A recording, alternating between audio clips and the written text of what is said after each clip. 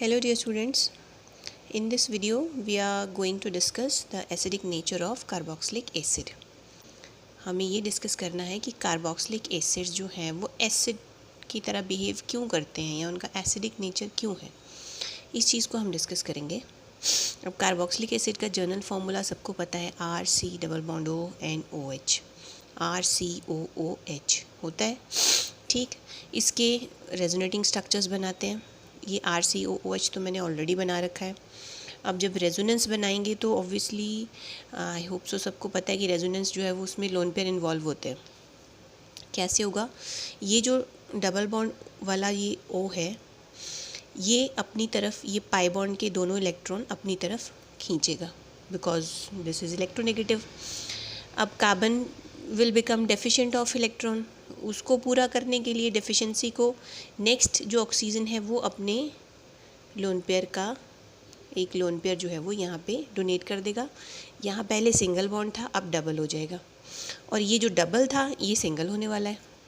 ये बन गया RC सिंगल बॉन्ड O। इस ऑक्सीजन पे पहले 2 लोन पेयर थे, अब 3 हो जाएंगे और यहाँ डबल बॉन्ड हो गया O। इस ऑक्सीजन पे 2 पेयर थे, अब एक ही रह जाएगा and H। But this oxygen now has a 3 bond, 1 2 3 and only 1 pair of lone pair of electron, so this will become positively charged। और इस ऑक्सीजन को एक पेयर ज़्यादा मिल गया तो ये हो जाएगा नेगेटिवली चार्ज। ओके, तो ऐसे बनते हैं कार्बोक्सिलिक एसिड के रेजोनेटिंग स्ट्रक्चर। अब देखो क्या हो रहा है, due to the presence of positive charge on the oxygen atom in the structure number 2, ये वाला, इसमें ये वाली जो ऑक्सीजन है इस पे पॉजिटिव चार्ज है। तो ऑक्सीजन का नेचर इलेक्ट्रोनेगेटिव होता है और उसके ऑपोजिट इसके ऊपर पॉजिटिव चार्ज है। ये उसको ज़्यादा देर तक बेयर अप नहीं करेगा, ये इसको ख़त्म करना चाहेगा। उसको करने के लिए क्या करता है, it attract the electron of the OH bond toward itself. ये वाला जो बॉन्ड है इसके इलेक्ट्रॉन्स को ये अपनी तरफ खींच लेगा, खुद ले लेगा और यहाँ से H पॉजिटिव को ऐसे करके निकाल देगा, मतलब हाइड्रोजन को निकाल देगा बिना कुछ दिए। H positive means deficient of electron और दोनों इलेक्ट्रॉन जो है वो ये ऑक्सीजन ले लेगा। Therefore the OH bond weakens and break to release the H positive ion. और इसीलिए कार्बोक्सिलिक एसिड जो है वो एसिडिक नेचर के होते हैं। एक ये कारण है। ठीक, दूसरा कारण डिस्कस करेंगे कि आफ्टर द रिमूवल, ये तो मैं यहाँ पे इसमें से उस H को निकाल देती हूँ तो ये बन जाएगा 1 2, ये नेगेटिव और ये डबल बॉन्ड।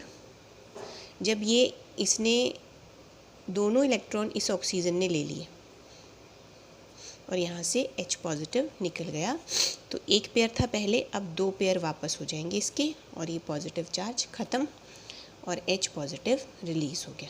ठीक, प्रोटॉन रिलीज़ हो गया और ये जो बना this is called carboxylate ion. ठीक, एक रीज़न हमने डिस्कस कर लिया। अब दूसरा, after the removal of a proton H मतलब H positive ion, the resulting carboxylate ion is also resonance stabilised. ये जो कार्बोक्सिलेट आयन बना ये भी रेजोनेंस की वजह से स्टेबल होता है। कैसे? यहाँ ये जो नेगेटिव चार्ज है या पाई बॉन्ड है ये शफल होते रहते हैं। अब यहाँ से इसके ऊपर नेगेटिव है, मतलब एक पेयर ऑफ इलेक्ट्रॉन ज़्यादा है, ये हम यहाँ शिफ्ट कर देंगे, ये यहाँ आके एक पाई बॉन्ड बना लेगा। लेकिन अगर ऐसा करते हैं तो ये कार्बन के 1 2 3 4 बॉन्ड तो पहले से हैं, अगर ये शिफ्ट कर दिया तो 5 बॉन्ड हो जाएंगे।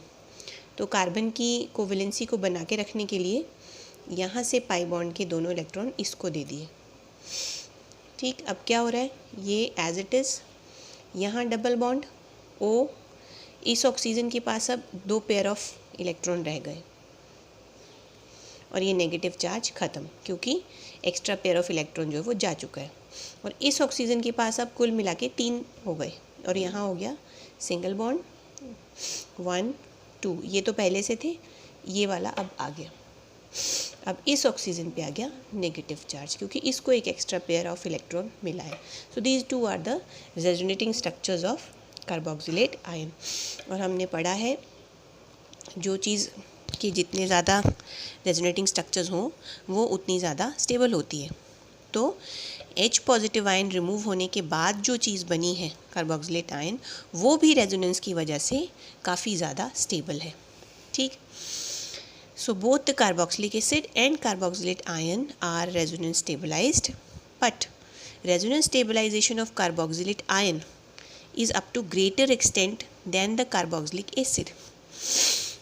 कार्बोक्सिलिक एसिड के भी रेजोनेटिंग स्ट्रक्चर बने और कार्बोक्सिलेट आयन के भी बने, लेकिन दोनों में थोड़ा सा अंतर है। ये वाली जो रेजोनेंस स्टेबलाइजेशन है ये ज़्यादा अच्छी है इसके कंपैरिजन में। क्यों? क्योंकि इसमें ये जो स्ट्रक्चर नंबर ये था 2, इसमें ऑक्सीजन पे इसकी नेचर के उल्टा पॉजिटिव चार्ज आया था, लेकिन ये वाले रेजोनेटिंग स्ट्रक्चर्स में ऐसा नहीं है। इसमें ऑक्सीजन पे नेगेटिव चार्ज है, जो कि इसकी नेचर है कि वैलेंसी इसकी नेगेटिव में ही होगी because of electronegativity. This is the main reason जिसको हम आगे पढ़ेंगे। इसीलिए कहा है कि resonance stabilisation of carboxylate ion is up to greater extent than the carboxylic acid because resonating structure 3 and 4 these two are both equivalent and do not show positive charge on any of the oxygen atom. ठीक, while the resonating structure 1 and 2, these two of carboxylic acid, these two structure 1 and 2, इनमें oxygen पे positive charge आया था। resonating structure 1 and 2 are not equivalent and they have positive and negative charge separation. कैसे? यहाँ देखिए, एक oxygen पे negative charge, एक ऑक्सीजन पे पॉजिटिव चार्ज, और वो भी इसकी नेचर के ऑपोजिट। तो पॉजिटिव नेगेटिव की चार्ज सेपरेशन है जो इसको थोड़ा सा अनस्टेबल बनाती है कंपैरेटिवली कार्बोक्सिलेट आयन के।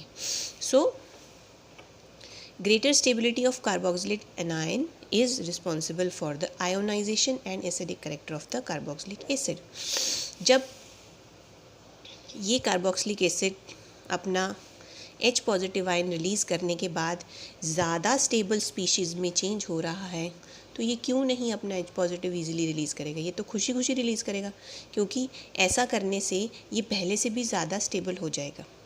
इसलिए the nature of carboxylic acids are acidic.